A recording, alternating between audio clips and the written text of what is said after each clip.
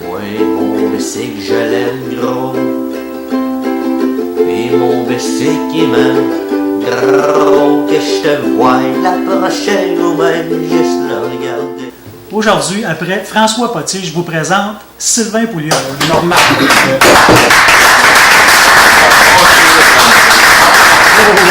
Sylvain Pouliot, c'est le directeur des ventes chez Performance NC.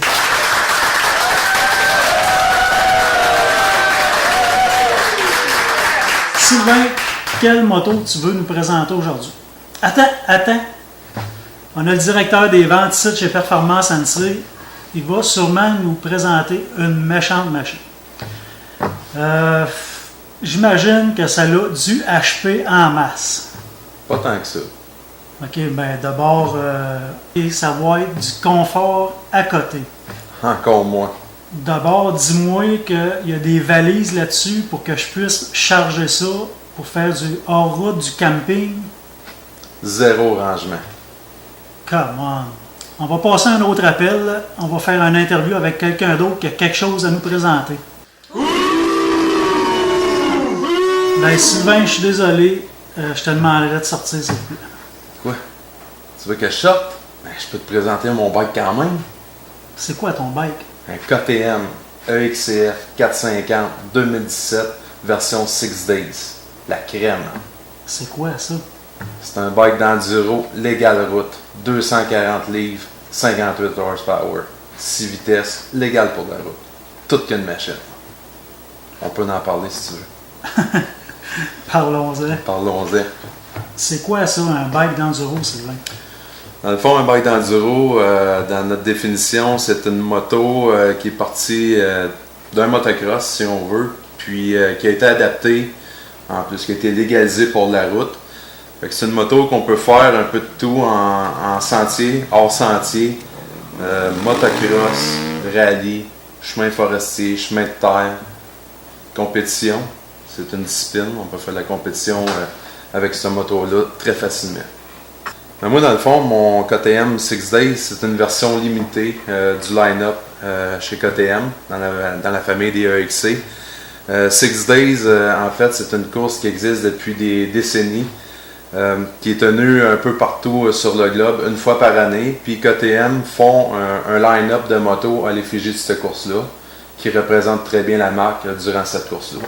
Donc, c'est une édition très limitée. C'est normalement une moto par concessionnaire. C'est moi qui l'ai. Sylvain, c'est un de mes amis depuis très longtemps. J'ai commencé à faire de la moto dans les débuts des années 90. Puis Sylvain s'est joint à notre petite gang dans ce temps-là. Ce que je peux dire de Sylvain, c'est un gars de moteur. Sylvain, il a passé du T-Rex, du Harley. Ben oui, il était un Harley, en tout cas. Oui, un V-Rod. Super sportive, V-Max. On avait notre petite gang de V-Max en plus. J'en ai vu passer des bebelles dans ses mains. On avait même la tradition d'aller, si tu te souviens bien, je sais pas si tu t'en souviens ou bien si c'était à Je jeune. me souviens pas mal de tout. Nos fins de semaine de Laconia, où on allait au camping à Campton, on ne dira pas lequel parce qu'il ne faut pas vous prononcer notre nom là-bas. On a commencé avec 3-4 motos au camping, puis au fil des années, avec une méchante gang de motos, de chars, de pick-up avec des shows boucanes pour finalement se faire bannir du camping. Ouais, on avait un peu trop de fun, je pense. Moi, je t'ai vu aussi, Sylvain, à l'autodrome de Potica en 4 roues. Parle-moi de ça. Ouais. Championnat de VTT sur terre battue. J'ai couru là-bas plusieurs années sur un Yamaha Banshee. C'était les bonnes années de course où on n'avait pas peur de la vitesse, puis rentrer dans les coins, puis se toucher du coude pendant 3 heures de temps, visser au fond. C'était vraiment, vraiment intéressant.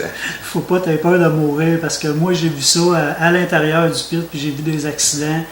J'aurais pas embarqué là-dessus. Non. Monsieur Pouliot, ça fait longtemps qu'on se connaît, mais on sait qu'on a été plusieurs années à pas plus ou moins se voir, là, les circonstances de la vie. Je sais que tu es un gars de moteur, j'aimerais ça que tu me parles un peu de ton background du début jusqu'à aujourd'hui.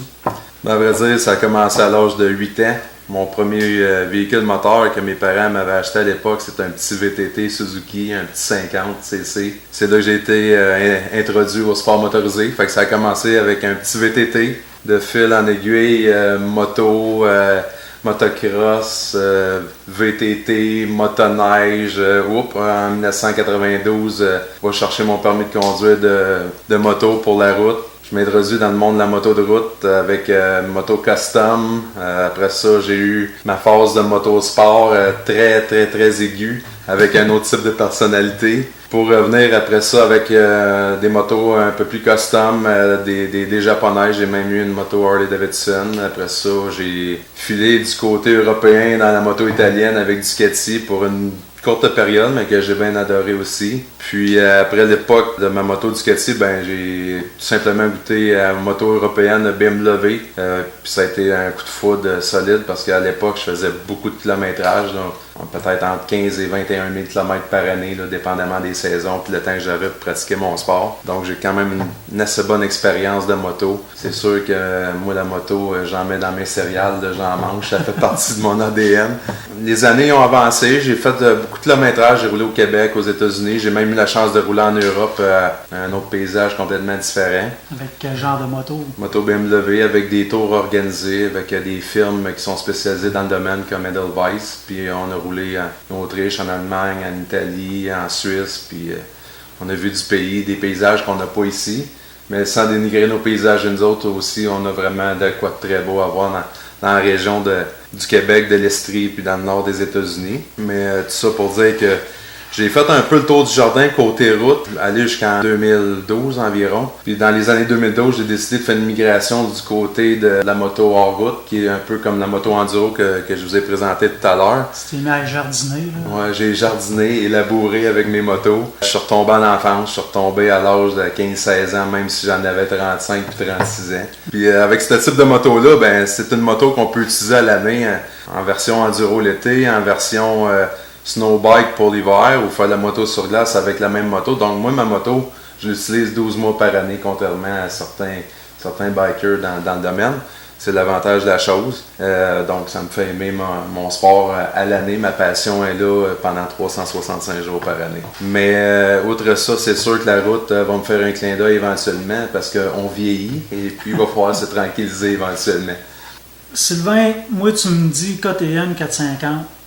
Parle-moi de ce bicycle-là. Moi, je connais absolument rien de ce style de bicycle-là. Dans le fond, comme j'expliquais tout à l'heure, c'est un motocross qui a été légalisé pour la route, qui est un véhicule hyper léger, hyper puissant compte tenu de sa grosseur. C'est une moto qui a des suspensions incroyables, qui a une motorisation incroyable, qui est hyper polyvalente. C'est légal pour la route, donc c'est très médiocre en termes de confort sur la route. Imagine-toi rouler qu'un motocross sur une distance de 100 km sur la route. Le siège n'est pas très très confortable, donc on roule souvent debout sur cette moto-là. Puis la beauté de la chose, c'est que tu peux partir de la maison chez toi avec ce véhicule-là. Tu es légal, tu roules sur la route, tu sais où sont tes sentiers ou ton parcours, ce que tu veux pratiquer ton sport, tu te rends là, tu sautes dans le trail avec le bike, tu roules librement. Tu roules sur un terrain qui est vraiment irrégulier dans des conditions... Il faut que tu manèges la traction, la suspension, le transfert, l'équilibre. On fait 38 km en 5 heures. On est brûlé. On a tombé peut-être 15-20 fois à terre. On tombe à terre avec la moto, c'est juste drôle, on la relève. Quand tu n'es plus capable, tu demandes à tes chums de venir t'aider parce que tu es brûlé. C'est vraiment dur physiquement. Ça prend quand même une bonne capacité, une bonne condition physique. C'est très cardio.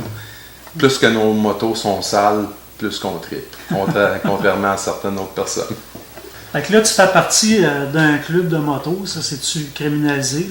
C'est non, pas un couteau à beurre? J'ai pas de dossier criminel, ça c'est à partir d'une anecdote un dimanche matin, avec des jokes entre les chums, on a décidé de se faire un logo et un nom de club pour notre club de moto enduro, puis ça s'appelle Compton Maniacs, puis on est un petit club de moto privé, on fonctionne sur invitation avec les gens qui veulent venir essayer ça.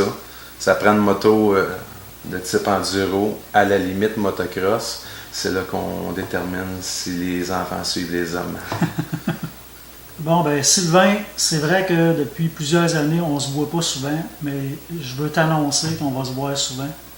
J'ai rien contre ça. Parce que nos deux concessionnaires s'en vont dans la même bâtisse. Ouais. Puis moi, je suis assez présent là. Fait qu'on devrait se voir assez souvent. Tu sais, si tu venais me parler de tricot ou de golf, tu viens me voir, mais on peut parler de moto aussi si tu veux. Ouais, des broches avec des moteurs. Ouais, c'est ça. C'était Sylvain Pouliot.